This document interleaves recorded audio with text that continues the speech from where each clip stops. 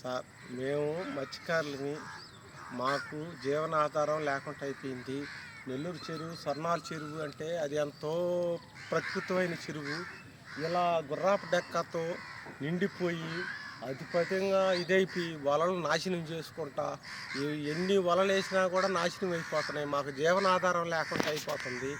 దయచేసి మీరు గవర్నమెంట్ మాకు ఎవరైనా కానీ న్యాయం చేసి ఏదైనా మాకు వలలు ఇప్పించేట్టుగా, మాకు ఒకరంత జీవనాధారంగా ఏర్పించేట్టుగా దయచేసి మాకు ఇప్పించేట్టుగా మాకు చేయండి సార్. మీరు మిమ్మల్ని గవర్నమెంట్ని మేము కోరేది ఏంటంటే మమ్మల్ని ఈ గమనించి ఈ స్వర్ణాల చెరువులో ఇంత గుర్రాపు డెక్క నిండిపోయింది, దాన్ని ఎలాగ నాశనం చేయాలని అలా ఆలోచించండి. మీరు కొద్దిగా ఆలోచించి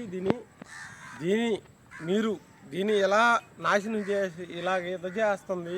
మత్స్యకారులు అనేది జీవనాధారం లేకుండా చేసేసింది ఈ గుర్రాపు డెక్క అనేది. మాకు వలలేసేదానికి మాకు జీవనాధారం లేకుండా అయిపోయింది.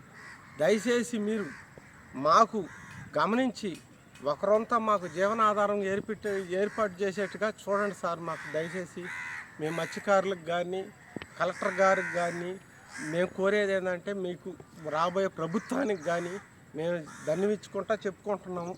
మత్స్యకారులు నెల్లూరు చెరువు, స్వర్ణాల చెరువు గురించి పలానా దొంగల భాషంగం మత్స్యకారులవి